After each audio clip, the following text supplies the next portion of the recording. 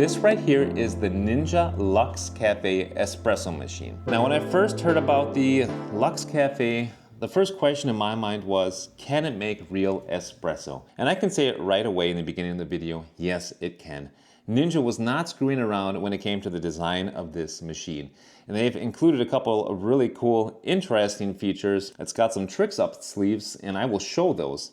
A couple of caveats as well, and we'll get into those as I introduce the machine. So it can do espresso. It can also do a normal brew coffee. It's got an extra basket for that, which is hidden away in a little cubby hole. It's this one right here. And what you'll notice is it's an actual real basket. It's got holes in it. It is not the pressurized type. So that is the first thing that I wanted to mention right away, is that this machine has got real baskets.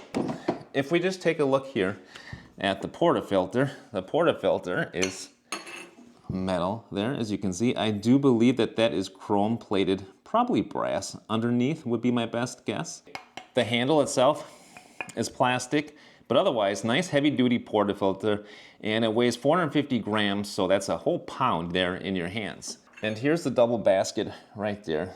So you can see the double basket that it comes with is non-pressurized, a nice traditional basket. It is also keyed, so you can only put it in a certain way, like this, and that is so that the machine can determine which basket you have in there, the large basket or this double espresso basket. Oh, and another thing I should mention right away, this is a 53 millimeter basket. It's got a couple interesting features. We'll make an espresso and I'll show those on the fly. Right now, I've got espresso selected.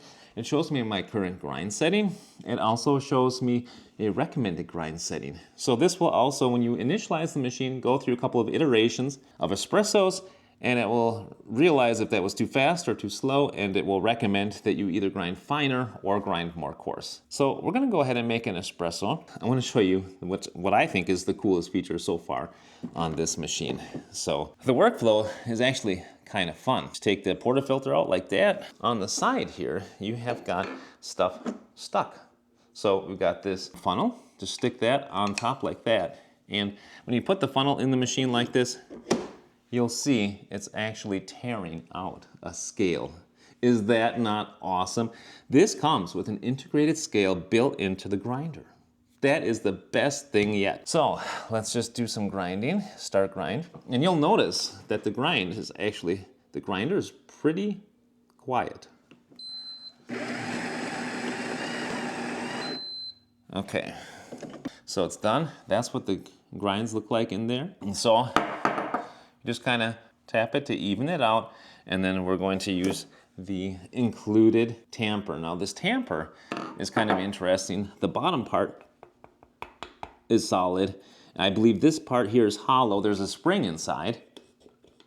So it's pretty fun to use also. So all you gotta do is just put that on there like so, press down on it, and you're good to go. You could polish it a little bit, press down once more if you want. That is your finished puck right there.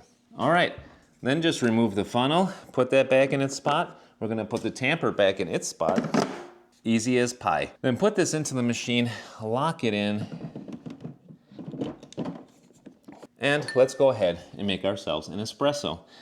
This machine does include pre-infusion. It is a really slow pre-infusion, so the shot is gonna take a fair amount of time. You'll also see that we can put this cup holder in different spots. You can put it all the way up for an espresso, or you can put it a bit lower if you've got a larger drink, just like that. And this is also pretty heavy duty metal right there. You can see right now we got espresso selected and we got a double. We're gonna start the brew and we'll see what it looks like. Oh, there it comes. That is looking pretty tasty. Full of crema. These are nice fresh beans. Oh yeah, that is looking delicious. And we'll see where the machine stops it. All right, stops at 42 grams. All right, so there's our espresso right there. You can see, full of crema. This is a Robusta blend, so I expect a lot of crema. It's also a nice fresh bean, so I expect crema for that reason as well.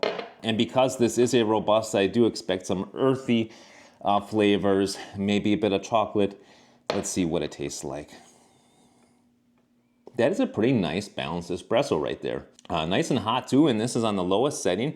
You do have low, medium, and high. I choose the lowest setting actually for a Robusta, and in particular this is kind of a darker roast, and that is a tasty espresso. I do get some bittersweet chocolate, and because it is so much on the dark side, I get some black licorice too. Getting value from this video? Please take a moment to like and subscribe. Let's go ahead and make a cappuccino because that's my favorite drink. This machine does something much differently than all the others that I have experienced so far. Let me show you. The automatic steaming does work well, and it works differently than the other machines because you can see it's got a spinner inside. So you got the injection here of the steam. So you got hot steam coming out of here, warming up the milk inside here, and you got the spinner to spin it around. And that's going to actually be able to give you that vortex that you need to make a decent cappuccino milk foam. Now what I will say is this. What I find a little unfortunate about this milk pitcher is the fact that the lip on it right here, that is not fine enough to really practice any latte art. That is too bulbous there. So you won't be able to practice latte art with this machine, at least not with this milk pitcher. But operation is simple. Just go ahead and put it in like that. Okay, so here is the froth side. We've got dairy or plant-based. I'm gonna choose dairy, and I'm gonna choose this middle one right here. You can choose either really thin milk foam there, or the little bit thicker one, or the thickest. So you choose it right here, or you can also choose a cold milk foam. I'm gonna go to this one and just press the start froth button.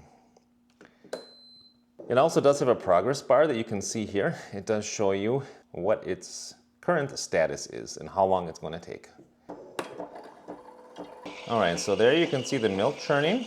We're adding air to the milk, and it's churning at the same time with that little wheel on there. I'm gonna stop it right there because I do find that this heats up the milk a little bit hotter than what I would like. And you do have in the settings menu the possibility to choose between low, medium, and high as far as the milk temperature is concerned, but even the low for me stops it a little bit later than what I would like. You gotta make sure to wipe off the steam wand immediately, otherwise the milk sticks onto the wand, which is not good. The milk is actually pretty nice and silky. I mean, for an automatic milk foam, that's quite good. But pouring any kind of latte art, I find it's not very easy with the pitcher as it is.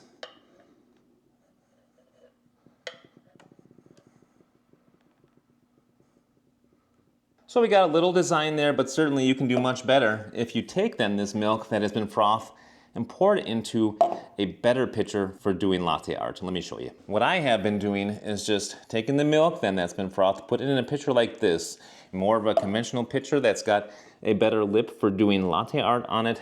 And this also is easier to handle. It's smaller. It's just easier. It's more ergonomic to use one of these to do latte art than such a big honker like this one here. And of course the question is, how's it taste? It's quite good. It does a nice job with the espresso, and it does a pretty nice job with the milk foam. And if you want a little bit thicker for a little bit more texture, then you can just go up to the next setting and have a little bit thicker texture. This is more like something kind of like a flat white, you could say. Cleanup is pretty easy. I just rinse it out like that, and then you're good to go. If you want to clean it out a little bit better, all you have to do is put it inside there like that, and you can choose the lowest foam amount and start that. Put just a drop of detergent in there, and you're good to go. Okay.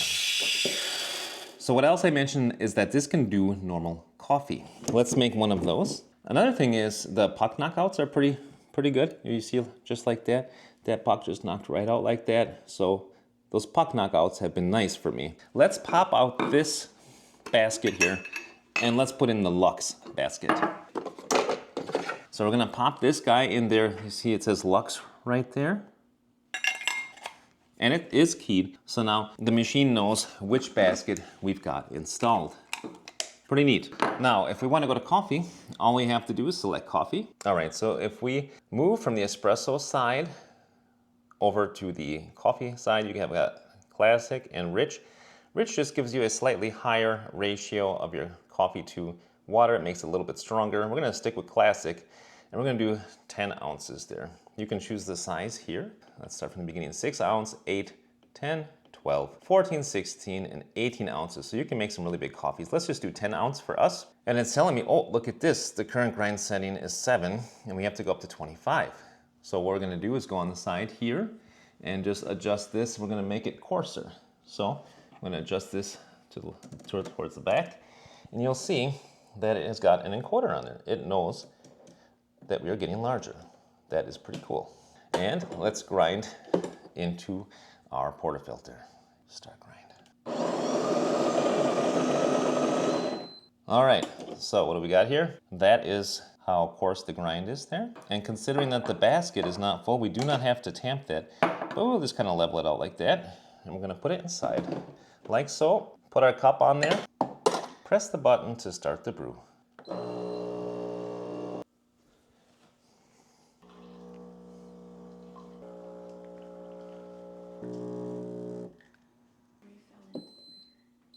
All right, so the coffee is all done there. There's our 10 ounce coffee.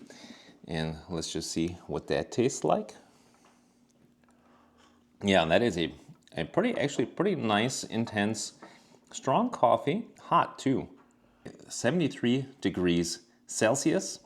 Yeah, and so if you have guests who don't like espresso, who don't like cappuccino, you can make them a nice brewed coffee just like that. And one more thought before I go further. As I mentioned, there is a scale in here. So for the double espresso basket, it's giving me consistently 17.5 grams, anywhere between 17.3 up to 17.9 grams consistently, regardless of bean. And I have tried 3 different beans with this machine, and also regardless of grind. It's able to measure out the dose that you're using, and that is one really important thing when you are dialing in an espresso machine. It does the same thing for brew as well. So let's see how many grams we get for 10 ounces.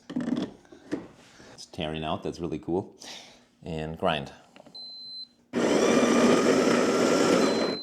Okay, so we get, for 10 ounces of coffee, we get 20.5 grams. So this machine can also do cold brew, so we're gonna do that next. And as you can see, it wants me to go from 25 down to 23. So we're going to tighten the grind a little bit for the cold brew. So let's do a 10 ounce cold brew. Before we can grind, we have to rinse. So because the boiler is too hot for a cold brew, we gotta rinse. So let's do that. Rinse.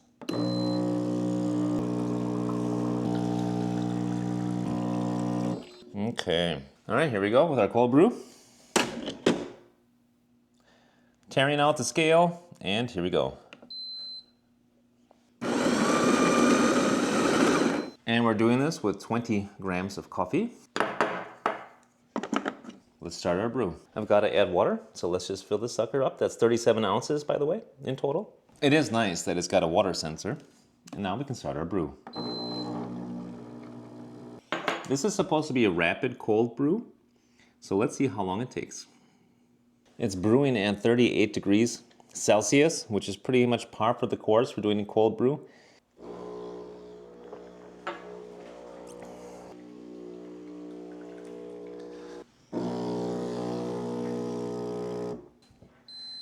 Alrighty, and there is our cold brew coffee. Cheers. Pretty tasty. Add some milk to that, and you got a nice iced drink. As far as the build quality is concerned, I think that this build is pretty good. It is made out of a mixture of materials. You've got some pretty heavy duty metals like this one, the drip tray. It's made out of a mixture of stainless steel on the top and plastic otherwise, of course, as the reservoir. It's got a fair capacity. It's got the little button that pops up when it's full of water and needs to be emptied. You know, the chassis itself, it's a bit nicer. Honestly, the molding of I'm guessing it's ABS plastic. It feels a little bit nicer than what I was expecting, to be honest. And it does have some jacketing here and stainless steel. So you get that nice kind of stainless steel look on the machine mixed together with the gray plastic. And as far as the dimensions are concerned, It's almost like a cube. So it is just over 12 inches wide, about 15 inches tall, about 13 inches deep. It is kind of heavy also. With that being the case, I wish there were handles here on the bottom. There are no handles. I find that unfortunate because I don't want to grab here since this has actually got an integrated scale in it. So I got to tip it up and grab it from the bottom like that. And while we're doing that, let's just have a look. This is what it looks like from the side. So you got this really cool area where you can put the funnel. Got this sweet area where you can put the tamper in. That's nice and satisfying to insert that here into this hole. And then on this side, you got this really neat cubby hole where you can put your things. So you can fit your large filter in there, you can put the small filter in there, and you got a little back flushing disc. Look at that. So the back flushing disc is included so that you can back flush the machine. Even comes with back flush tablets. So those are good signs. Comes with some descaler solution as well. And that is important to keep up with the maintenance of your machine. Comes with a little brush as well. And all this stuff fits in this nice little cubby hole right here. I do quite like that. I think that's a nice feature. This is the water tank here. Fits 37 ounces. One more thing I should mention is that the top part is actually got a cup warmer on there, and it gets decently warm. Now, as far as the pros and cons go on this machine, I think it has a lot to offer. It can make real espresso, comes with a non-pressurized basket, pretty heavy-duty portafilter. What I really love is the fact that it does a weight-based dosing system. It's great. The automatic milk steaming also does quite a good job because it does have the spinner inside, so you actually get a vortex going. And yeah, you can do three things. You can do espresso, you can brew a coffee, and you can do a cold brew. It's got quite a bit going for it, in particular in that price range. What's a little unfortunate is if you ever start a drink and then you decide you want to do something else, like if you just grind, but then you decide you want to do a different type of drink instead, there's no way to just abort. You have to actually turn the machine off and then turn it back on. That's a little unfortunate. And finally, the ratios are a little bit long. If you are grinding for espresso, you almost always get 17.5 grams, but it usually gives me like 40 grams out. So that's a little over 2-to-1 ratio. And I wouldn't mind reducing that, in particular for darker roast beans, down to maybe like 30 to 35 grams. So in that case, you just have to stop it on your own. But all in all, very interesting machine. Now it's up to you guys. What do you think about this machine? Is this interesting? How does it compare to other machines that you've been considering? No matter what, thanks very much for watching the video. And if you made it this far, write #Luxe in the comments below. And until next time, I say happy coffee drinking and happy cappuccino drinking. Bye now.